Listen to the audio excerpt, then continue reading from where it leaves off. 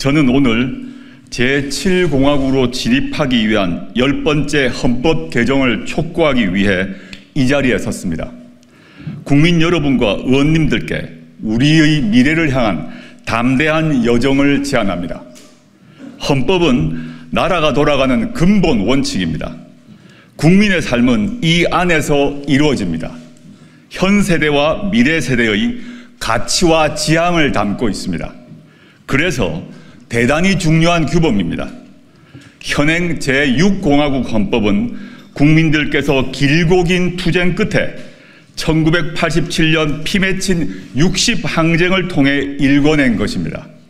영화 변호인, 남영동, 1987 등을 상기해 보십시오. 그런 투쟁과 희생으로 만들어진 현행 헌법의 요체는 두 가지입니다. 독재 종식과 대통령 직선, 그리고 자유권 보장입니다. 37년 한 세대가 훌쩍 지났습니다.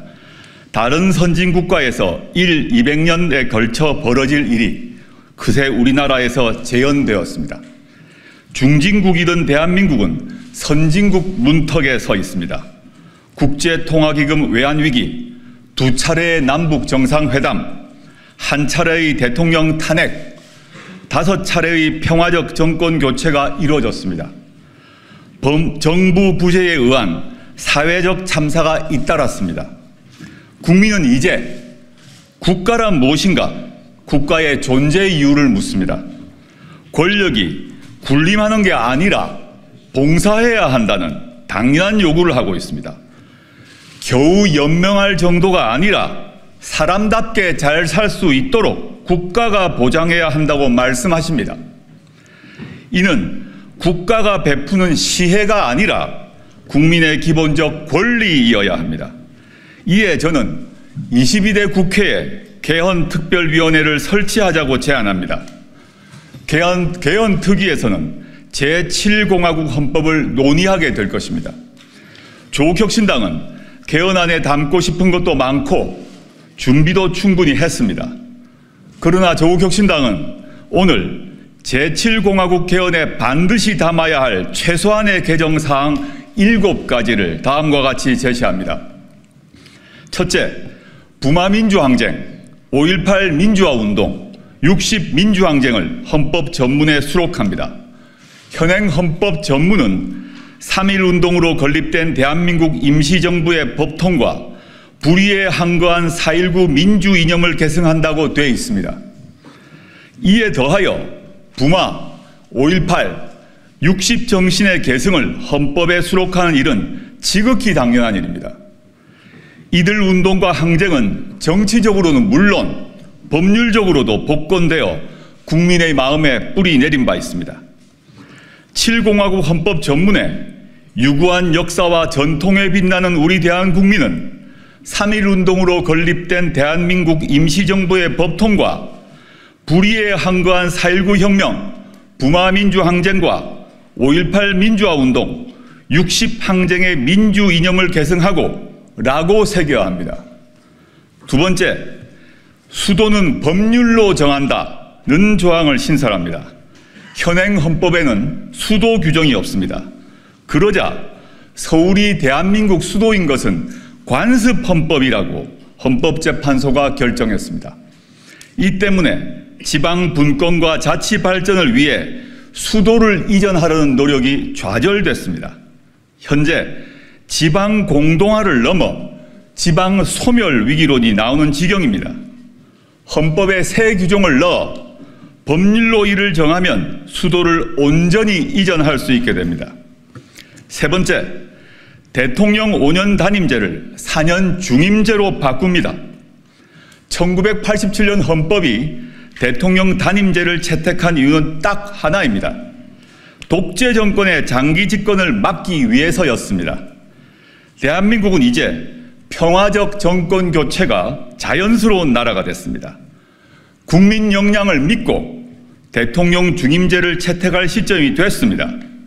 책임 정치를 구현하고 국정의 연속성과 일관성을 강화하기 위해 중임제로 바꿔야 합니다.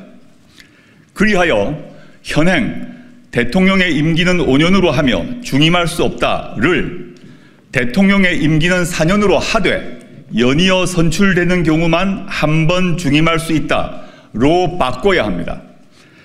개헌을 위한 국민투표를 2026년 6월 3일로 예정된 지방선거 전에 할지 지방선거와 함께 실시할지는 개헌 특위에서 논의하면 됩니다.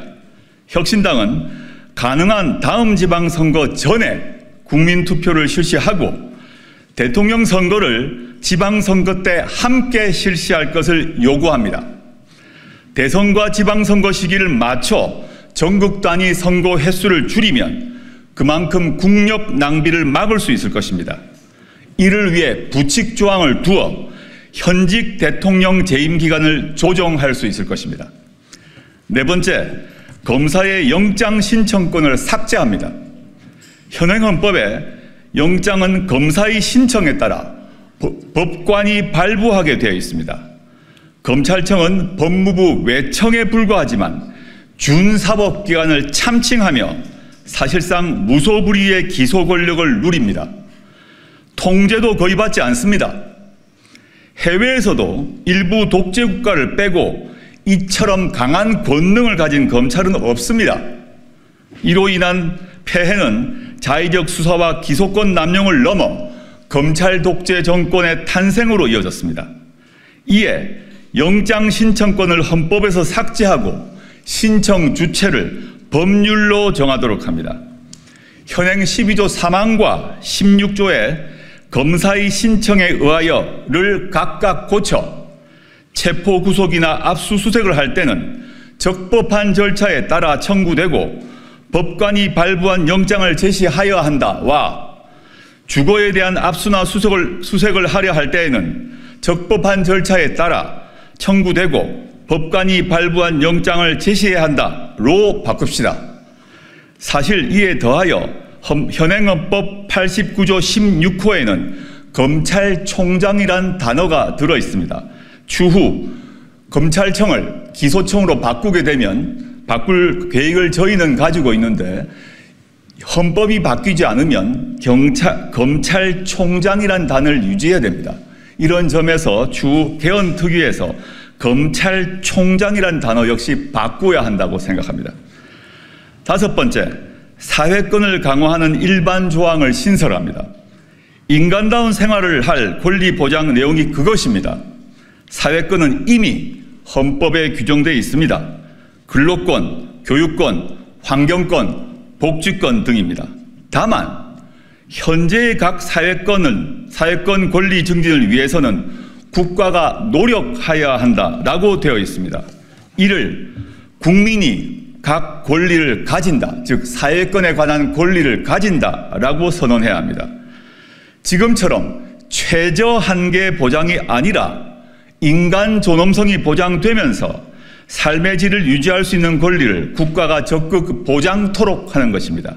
이에 모든 국민은 장애, 질병, 노령, 실업, 빈곤 등 다양한 사회적 위험으로부터 벗어나 적정한 삶의 질을 유지할 수 있도록 사회 보장을 받을 권리를 가진다. 모든 국민은 임신, 출산, 양육과 관련하여 국가의 지원을 받을 권리를 가진다. 모든 국민은 쾌적하고 안정적인 주거 생활을 할 권리를 가진다 등의 조항을 신설합니다. 추후 기후환경 문제에서도 추가되어야 될 것이라고 믿습니다. 민생이 선진이 되는 나라에서 국민이 누릴 사회권을 헌법에 명기하자는 것이 저희의 요청입니다. 여섯 번째, 동일가치 노동, 동일수준 임금을 명문화합니다. 고용 형태, 인종, 종교, 성별 등에 관계없이 동일 직업에 종사하는 노동자에게는 동일 임금 수준을 적용하고 노동의 양에 따라 임금을 지급해야 한다는 인식은 이미 국제적으로 인정되고 있습니다. 국가는 동일한 가치의 노동에 대해서는 동일한 수준의 임금이 지급되도록 노력해야 한다라고 헌법에 써놓아야 합니다. 일곱 번째, 토지 공개념을 강화합니다. 경제 질서와 관련해 불평등과 불공정을 고치기 위해서입니다. 부동산이 투기의 대상이 되었고 부의 대물림이 강화되고 있습니다. 청년들은 집 문제로 좌절합니다. 결혼을 포기해야 할 처지입니다. 그대로 둘 수 없습니다. 국가는 토지의 공공성과 합리적 사용을 위하여 필요한 경우에 한하여 특별한 제한을 하거나 의무를 부과할 수 있다라고 토지 공개념의 내용을 헌법에 분명히 할 필요가 있습니다. 지난 한 세대 동안 대한민국과 대한국민의 역량은 넉넉히 입증되었습니다. 현행 헌법보다 국민의 권리를 더 인정하고 국가가 국민을 더 지원하도록 규율하는 헌법을 가질 자격이 충분합니다. 이에 더해 현재가 아닌 미래 세대를 위해서 우리가 나아갈 방향에 대해 밝혀야 합니다. 그러기 위해서 우리의 정치적 상상력을 최대치까지 뻗어보자고 요청합니다. 왜 안 되는지가 아니라 왜 해야 하는지를 논의합시다. 국민의 요구사항은 더 다양합니다. 잘 알고 있습니다. 향후 논의 과정에서 넣거나 빠질 것입니다. 저는 정치권과 국민이 참여하는 열띤 논의를 통해 결정될 것이라고 믿습니다. 우리 헌법 1조 2항은 대한민국의 주권은 국민에게 있고 모든 권력은 국민으로부터 나온다라고 되어 있기 때문입니다. 22대 국회가 열리면 국회와 국민 모두 개헌을 논의합시다.